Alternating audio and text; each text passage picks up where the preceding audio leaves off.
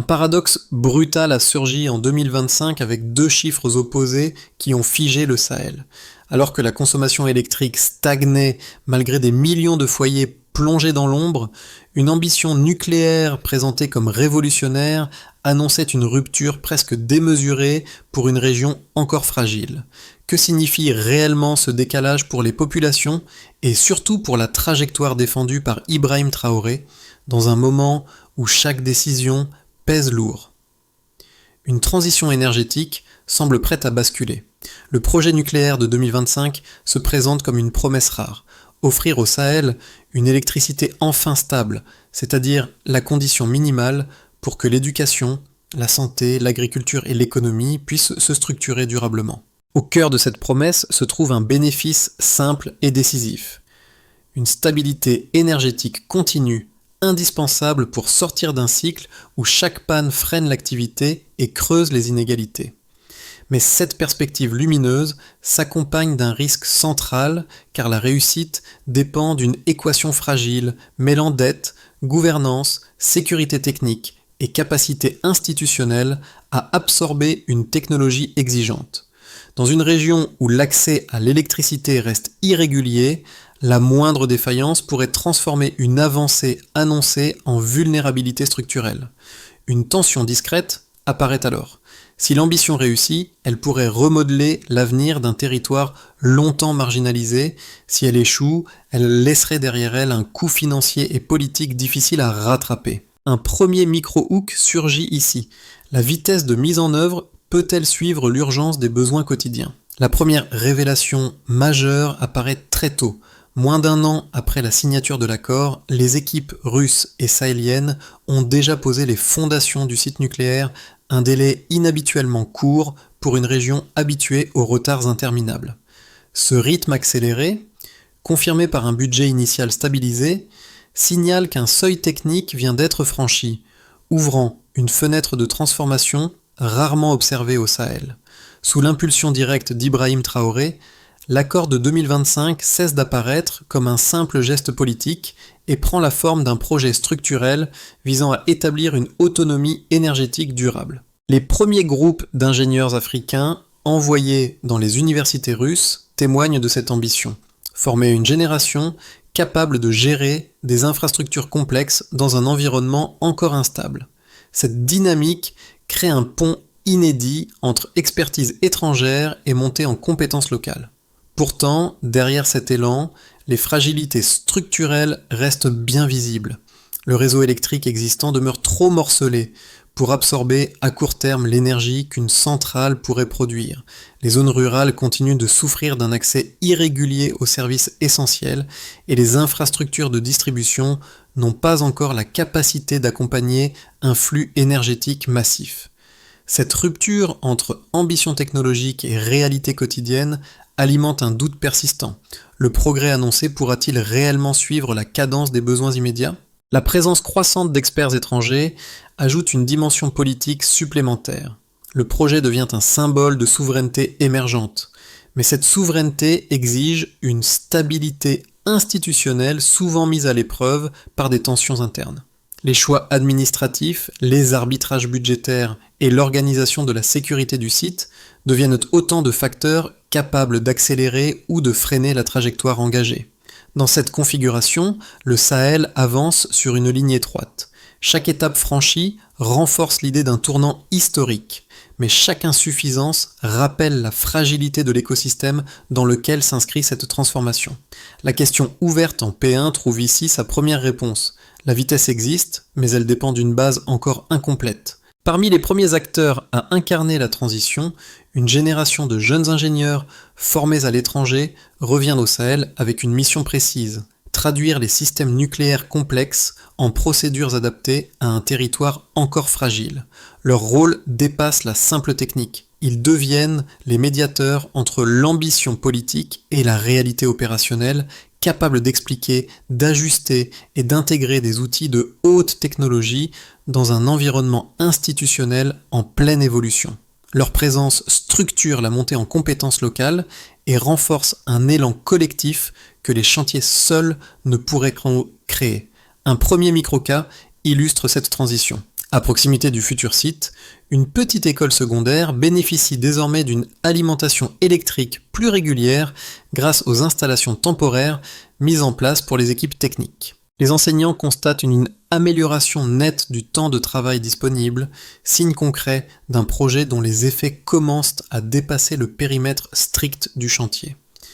Ce changement modeste, mais significatif, révèle comment une ambition macro-énergétique peut toucher le quotidien éducatif. Un second micro-cas provient d'un centre de santé local. L'arrivée d'équipements de diagnostic alimentés de manière plus stable a permis d'accroître la continuité des services, bien que l'approvisionnement reste encore fragile. Les soignants y voient un indicateur précoce. Le progrès, même partiel, peut fabriquer une dynamique de confiance si les premières étapes sont correctement consolidées. À travers ces figures et ces expériences, un fil conducteur apparaît. La transformation ne se joue pas seulement dans les réacteurs, mais dans la manière dont chaque acteur local absorbe la complexité nouvelle. So what? Les premiers impacts façonnent déjà l'avenir. Avant 2025, le Sahel avançait avec un réseau énergétique morcelé, dépendant de générateurs coûteux, de lignes instables et d'importations incertaines. Après la signature de l'accord nucléaire, une séquence compacte d'événements a soudain remodelé les priorités politiques, techniques et économiques du pays sous l'impulsion d'Ibrahim Traoré, qui voyait dans cette alliance une occasion rare de briser un cercle de vulnérabilité prolongé. La phase d'activation commence par la mobilisation simultanée d'ingénieurs russes et d'équipes locales, donnant au projet une visibilité immédiate. Le terrain destiné à accueillir la centrale est nivelé, sécurisé, puis balisé selon les protocoles de l'IAEA mandatés pour observer les premières opérations. Les machines lourdes arrivent par convois successifs. Elles franchissent des routes inadaptées, provoquant des arrêts fréquents, mais révélant un engagement logistique inédit. Chaque livraison active une chaîne d'acteurs.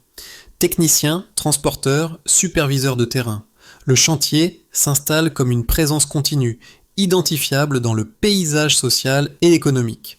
Le passage au stade du chantier technique crée la première montée en tension.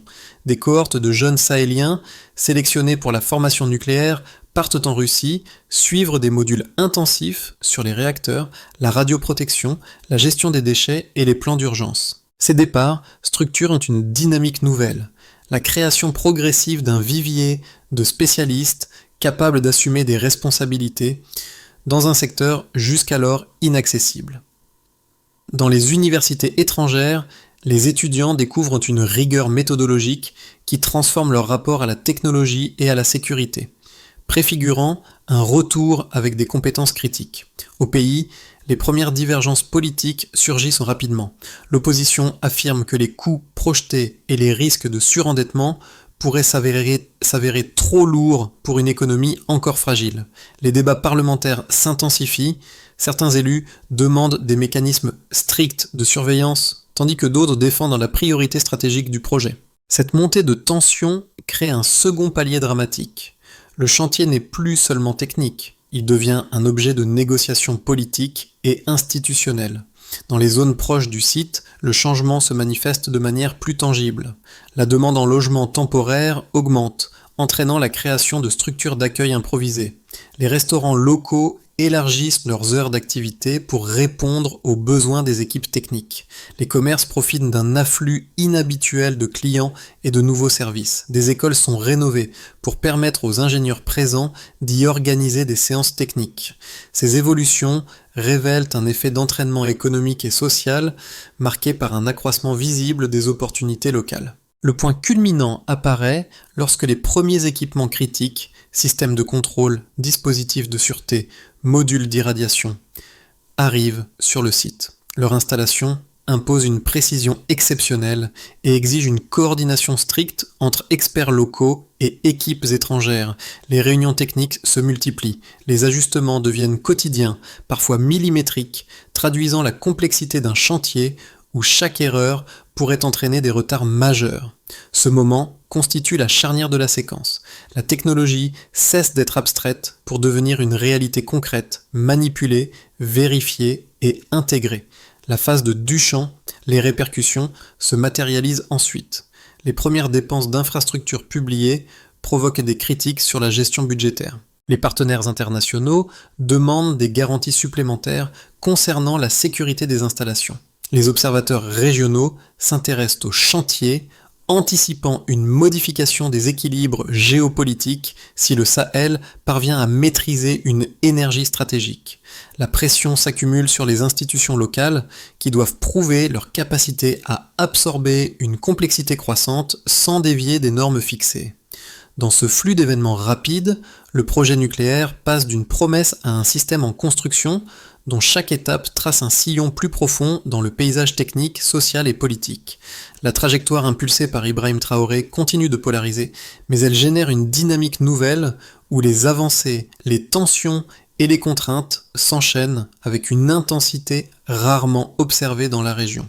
Avant 2025, le Sahel fonctionnait avec un déficit énergétique chronique incapable de couvrir plus qu'une fraction limitée de ses besoins nationaux. Après l'accord nucléaire, les projections révèlent un saut spectaculaire. La production potentielle pourrait atteindre 70% des besoins d'ici 2030, un delta inédit qui redessine immédiatement les priorités politiques. Cette progression traduit d'une bascule structurelle. Un volume stable change la planification énergétique.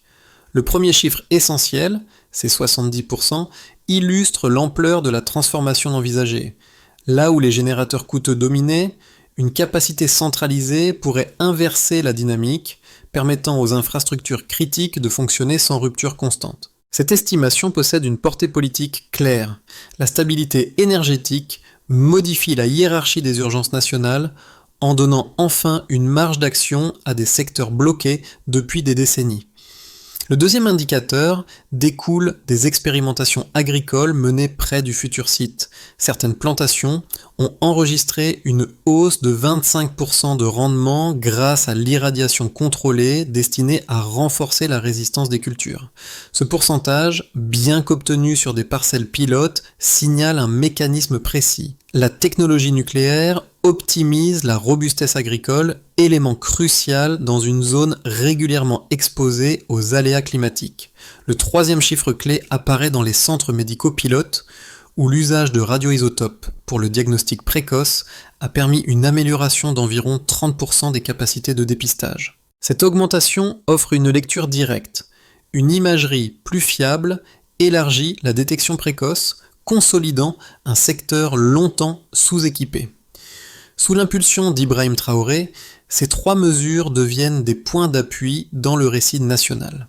Et elles ne décrivent pas seulement une promesse technique, elles constituent un cadre d'analyse pour anticiper les bénéfices à long terme.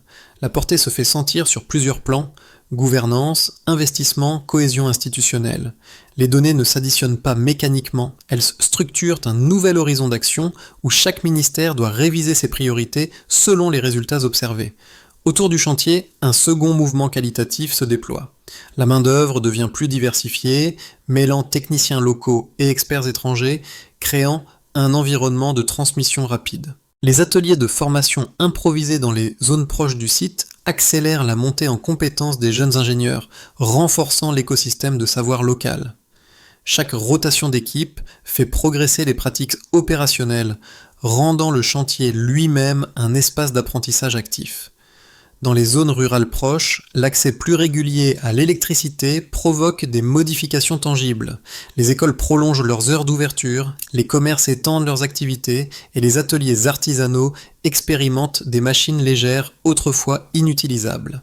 Ces micro-effets, bien que modestes, créent un signal stratégique. La transformation énergétique commence par des gestes quotidiens. Sur le plan économique, les flux financiers associés aux travaux, importations techniques, formation, renforcement des réseaux, créent un tissu d'opportunités qui stimule les secteurs du transport, de la logistique et du bâtiment. Les entreprises locales se repositionnent, certaines se spécialisant pour répondre aux exigences nouvelles imposées par les technologies importées. Cette dynamique produit une courbe ascendante, mais encore fragile, dépendante de l'équilibre budgétaire national. L'ensemble de ces indicateurs, quantitatifs et qualitatifs, révèle une trajectoire encore sensible, mais clairement engagée. Les gains existent, mesurables, visibles, mais leur consolidation exige une discipline institutionnelle constante. Le delta observé ne garantit rien. Il indique seulement la fenêtre d'opportunité qu'il faut savoir stabiliser. Les partisans du projet nucléaire avancent d'abord une conviction structurée. L'accord signé en 2025 représente la chance la plus concrète et la plus ambitieuse jamais offerte au Sahel pour sortir de la dépendance énergétique. Il rappelle que la capacité potentielle de couvrir 70% des besoins nationaux d'ici 2030 offre une rupture historique. À cela s'ajoutent les puissants 25% de rendement agricole observés dans les zones pilotes, ainsi que l'amélioration de 30% des capacités de dépistage médical dans les centres équipés de radioisotopes. Pour eux, ces résultats indiquent qu'un socle technique fiable est en train de naître, capable d'alimenter une transformation durable.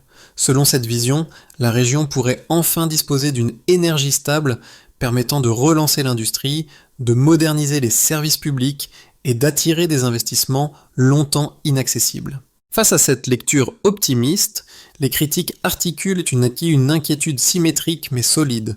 Le coût élevé des réacteurs, l'endettement croissant et les fragilités institutionnelles constituent, selon eux, des risques majeurs. Ils rappellent qu'en 2027, 45% de la population exprimait encore des doutes sur la sécurité du projet et que le moindre incident pourrait fragiliser une technologie exigeante nécessitant une discipline administrative stricte.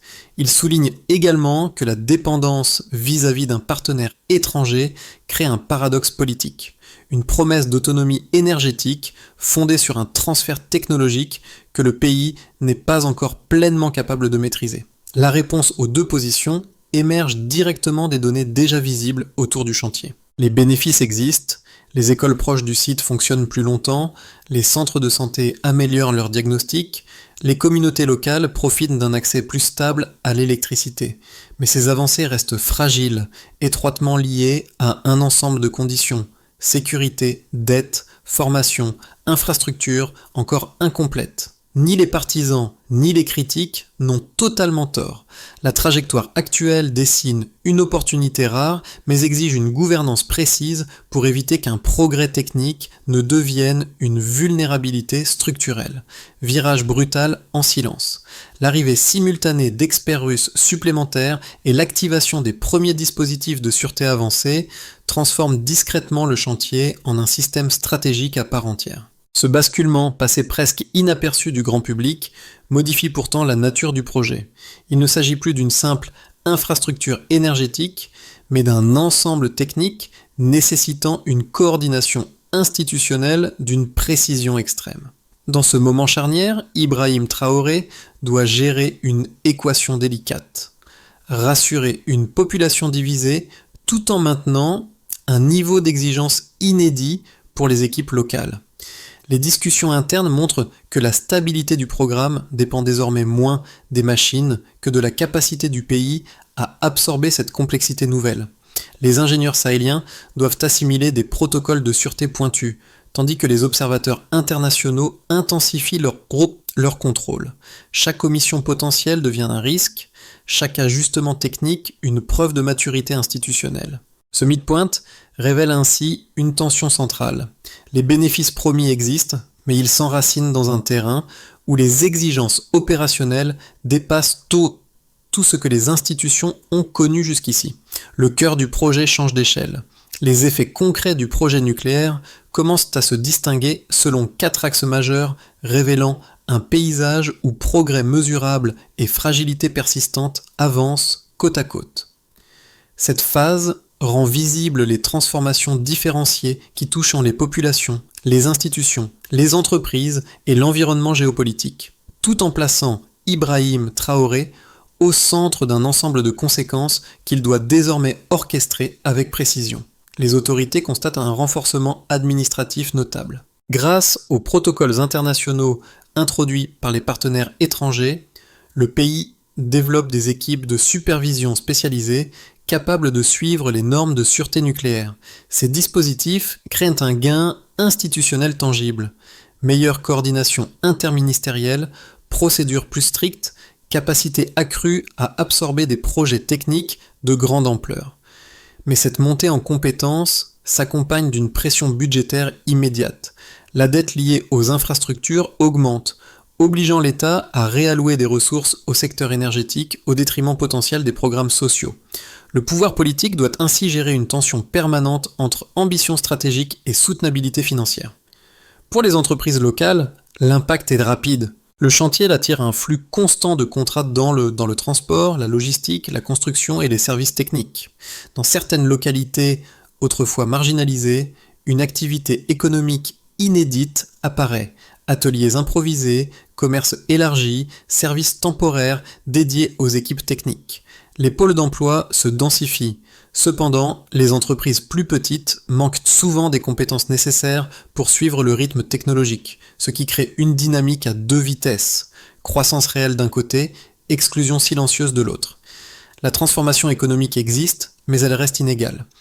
Dans les communautés proches du chantier, une amélioration progressive de l'accès à l'électricité change les comportements quotidiens.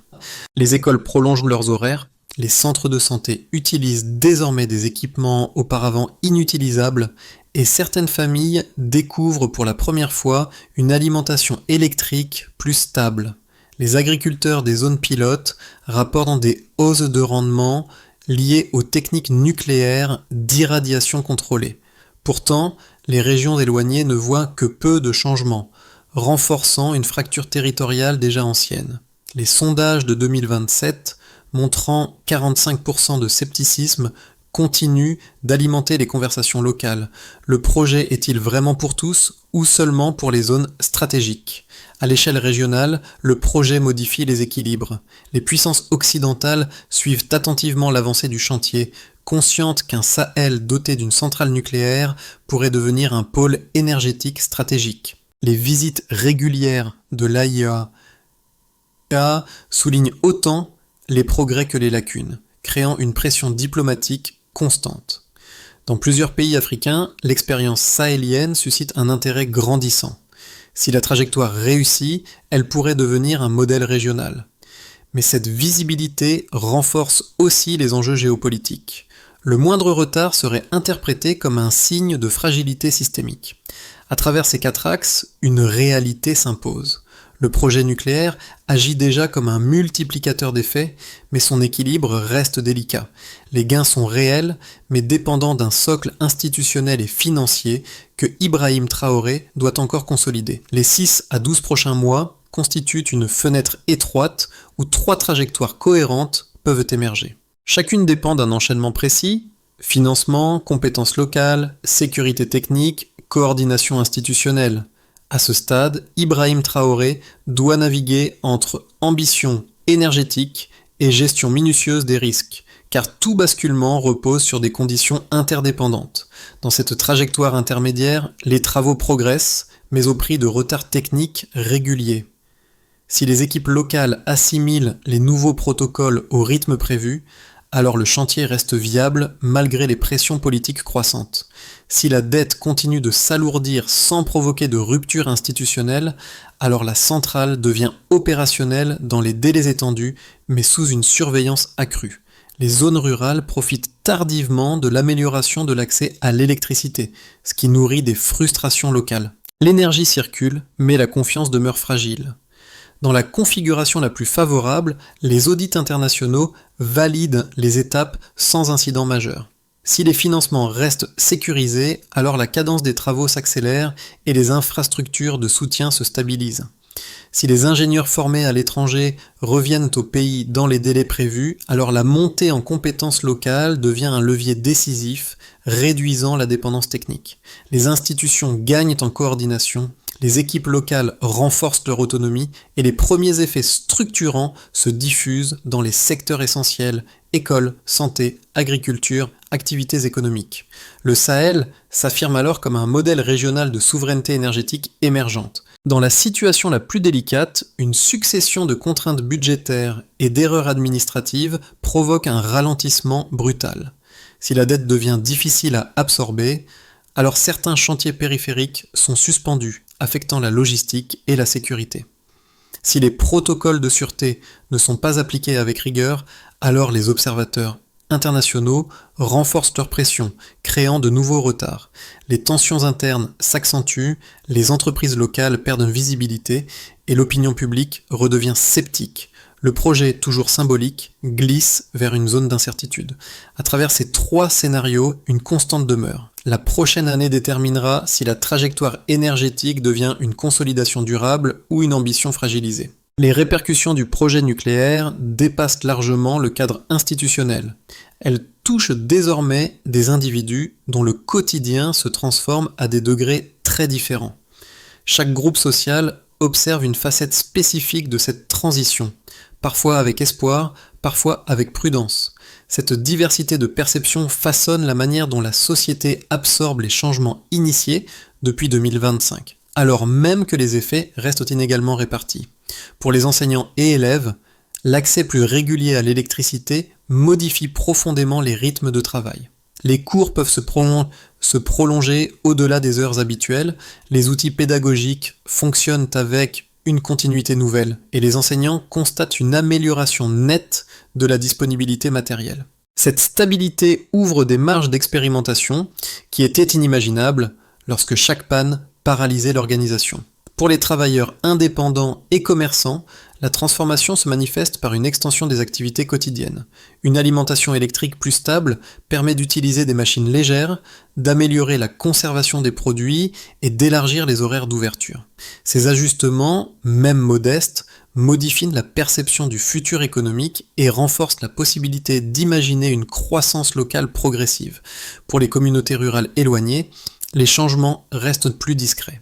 Certaines zones proches du site bénéficient déjà d'un courant plus fiable, tandis que d'autres continuent d'attendre des améliorations concrètes. Ce contraste nourrit des interrogations légitimes. La promesse énergétique atteindra-t-elle l'ensemble du territoire ou seulement les poches les plus connectées au chantier ? Face à ces dynamiques diverses, 2 gestes simples peuvent renforcer la cohérence de cette transition. Suivre régulièrement les mises à jour locales pour comprendre l'avancement réel du projet. Participer aux consultations communautaires afin d'exprimer besoins et priorités de manière structurée. Ces initiatives préparent le terrain pour une appropriation collective du changement énergétique en cours. Pour stabiliser durablement la trajectoire nucléaire, une feuille de route précise devient indispensable. Les étapes doivent être séquencées, mesurables et coordonnées entre institutions locales et partenaires étrangers. À ce stade, Ibrahim Traoré doit articuler ambition stratégique et gestion rigoureuse, car la solidité du projet dépend moins de la technologie que de la capacité à synchroniser les acteurs. Selon les responsables impliqués, gouvernement plus partenaires internationaux. L'action prévue consiste à sécuriser les lignes de crédit et formaliser des engagements budgétaires trimestriels. Cette étape doit intervenir dès maintenant, avec révision tous les 3 mois. La progression est évaluée selon conformité des décaissements, absence de rupture de trésorerie. Cette étape garantit que les travaux ne subissent pas d'interruptions susceptibles d'amplifier les retards. Selon les responsables impliqués, ministère de l'Énergie, des Finances, de la Sécurité et de l'Enseignement supérieur. L'action prévue consiste à créer un comité permanent chargé d'harmoniser les audits, de suivre la sûreté nucléaire et d'établir des protocoles d'alerte. La progression est évaluée selon respect des normes de l'AIEA, réactivité administrative, cohérence des décisions. Selon les responsables impliqués, universités locales plus partenaires russes. L'action prévue consiste à ouvrir des centres spécialisés et intégrer des programmes continus pour ingénieurs et techniciens. La progression est évaluée selon nombre de spécialistes certifiés et intégrés dans les équipes opérationnelles. Ce point consolide le transfert technologique indispensable à l'autonomie future. Selon les responsables impliqués, forces de sécurité plus équipe technique plus comité mixte. L'action prévue consiste à mettre en place des protocoles contre incidents, sabotage ou cyberattaques.